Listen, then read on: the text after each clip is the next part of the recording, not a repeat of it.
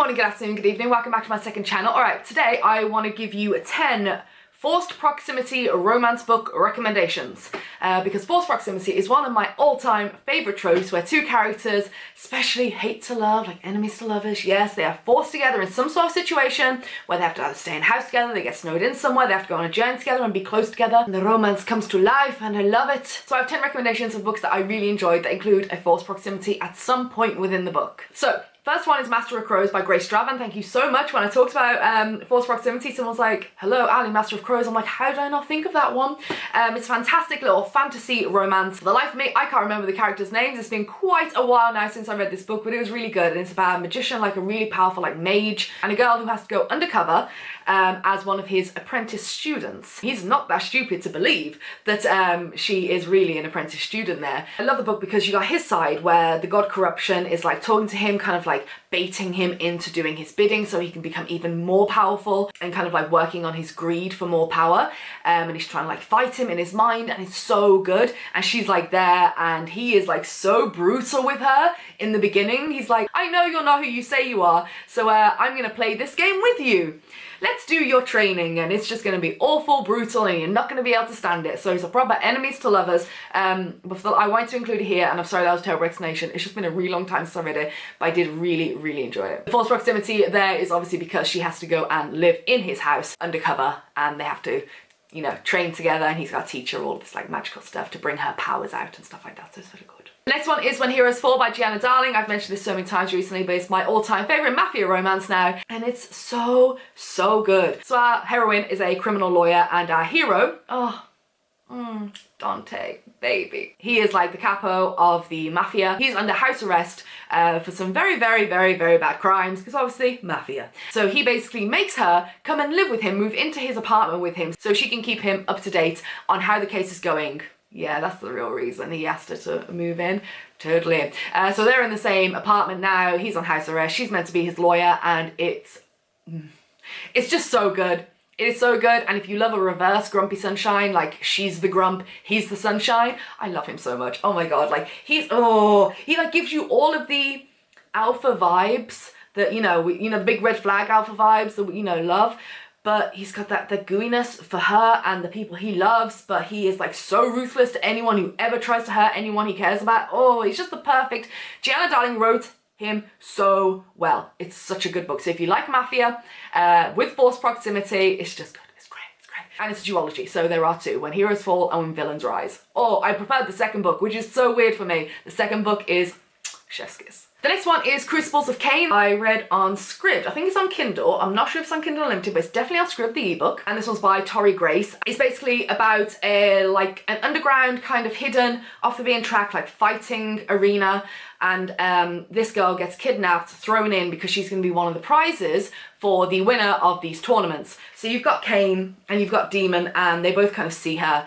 And it's like, well, here you go, boys. This could be your prize. Now make sure you fight really well and really brutally to the death.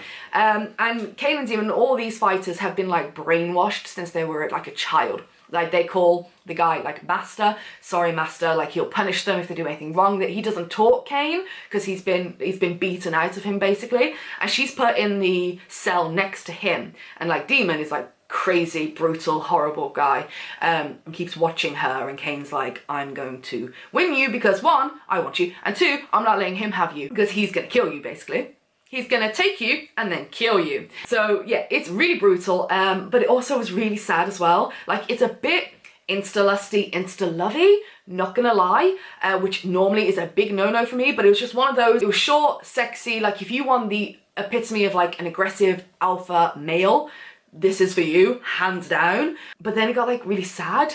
I was like, okay, I wasn't expecting sadness. Where is this sadness coming from? Because they try and escape together, because she's like put in his cell with him as like an incentive for him to fight harder, but you get his perspective as well, and oh, it's sad. It's really sad. Next one is Heart and Darkness by Laura Kay. This is a short novella length forced proximity romance where two people get stuck in a lift together, and oh no, the lift's broke and the lights have gone down, so they literally can't see each other. They barely paid attention to each other when they walked in, so they don't really know what each other looks like, and they are stuck for like hours in this lift, and it's just really sweet and sexy and a great little novella, just, you know, just a thing to tide you over in between books. Talking also, back to Crucibles of Cain, like if like prison cells and forced proximity within like fighters and arenas. So we got Bad Guy by Ruby Dixon. So you've got a gladiator fighter who's always kept in a cell, brought out, fights to the death, like he's like the prize champion, he'll win lots of money for the people who are keeping him in this cage. Then you've got a human slave. It's an alien romance, by the way, obviously Ruby Dixon. You've got a human slave, oh god, what's her name? See, I don't prepare for these videos. Anyway, the heroine. You got a heroine, and she's a human slave, she has been for a while, she knows the crack, and she has to go in and clean up his cell at one point. The moment he sees her, he's like, oh my god, okay, I want this female, I want this female right now. So he keeps messing up his cell to make her come back and clean it so he can see her again. And he was like, right, you want me to fight like I always do and make you all this money, then I want her in the cell with me. That is now what you will pay me. So it's like, she's like really like, oh my god, he's this terrifying giant alien who like kills people with his bare hands. It's great, I loved it, it was just a lot of fun. Then we have Iceland Barbarians, of course, by Ruby Dixon. I mean, everyone knows about this book now. If anyone hasn't read it, I really don't know what you're waiting for. Come on, it's okay. You don't have to put it on Goodreads. It's all right, just read it and put it on Goodreads. Don't be ashamed of what you're reading, okay? It's fine. So, you know, bunch of human women taken from Earth as they are, put in a spaceship, then that spaceship crashes on an ice planet, and the awful, oh by the way, big trigger warning for sexual assault at the start of this book, these awful, horrible aliens are like, well, we are going to wait for backup because they're going to come and help us because we're not meant to be on this ice planet. So they wait, and there's some really bad things that happen to the girls. Anyway, yada yada yada, then one of the girls, she goes off, and she's like, right, I'm going to go find help on this ice planet. Now, you know, now it's just us girls left here.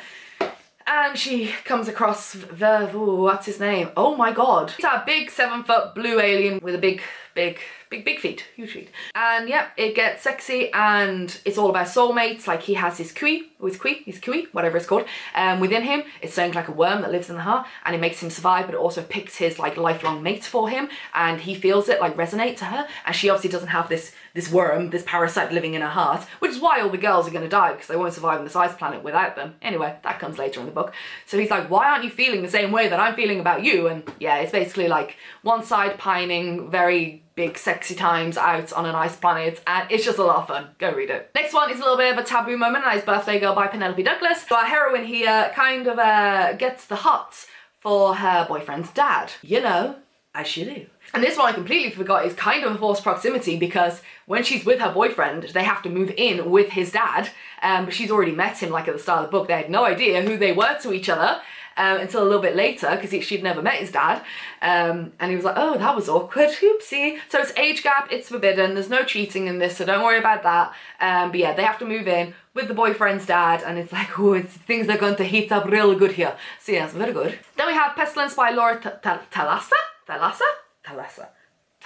And this is one of the 4 horsemen of the apocalypse. There are 3 books out, and the 4th one's coming out really soon, or is already out. You keep telling me in the comments, and I keep forgetting death is coming very soon, I know. It is the end of the world, the 4 horsemen of the apocalypse are here, and you are gonna hate Pestilence so damn much.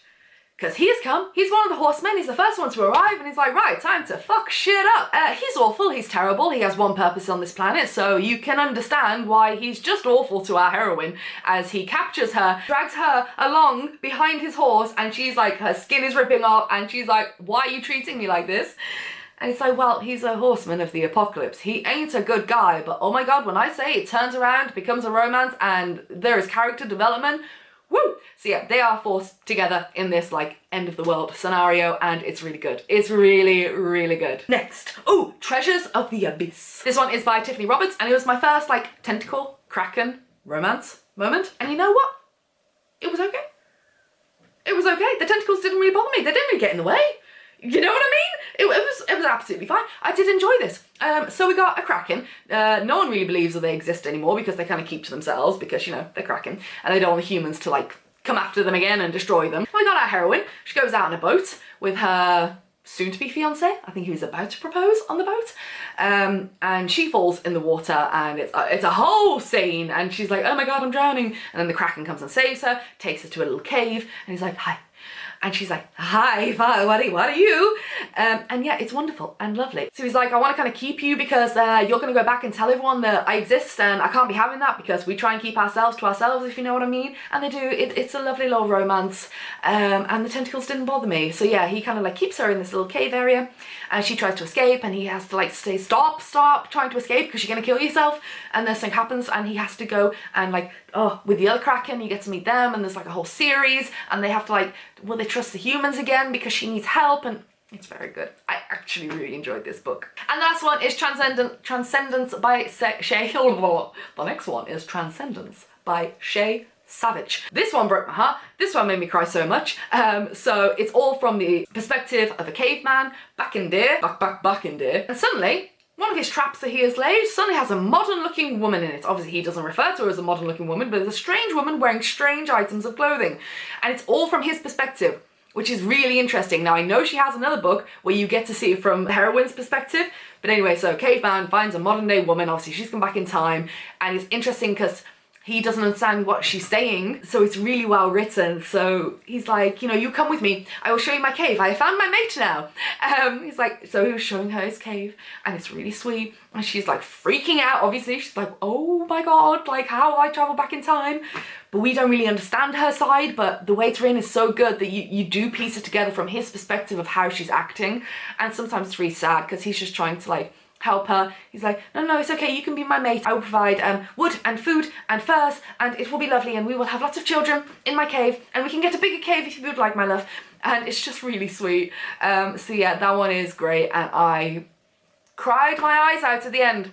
Not even ashamed to say it. I was in bits, and you all know what part if you've read that book. I was just, it was too much. It was too much. Anyway, so there you go. There are 10 badly explained books for you. I hope, good God, I hope you want to read one of them because they are great. All 10 are great. Just take my word for it and go and have a good time, okay? And I will love you and leave you. But yes, Forced Proximity, love them. Please let me know your recommendations for Forced Proximity down below because, oh, it's so good. It's so good. And I will see you in the next video. Don't forget to like, subscribe, comment, all the fun stuff. Do all of it, do none of it. It doesn't matter so long as you are happy. And I'll see you in the next one. Bye-bye.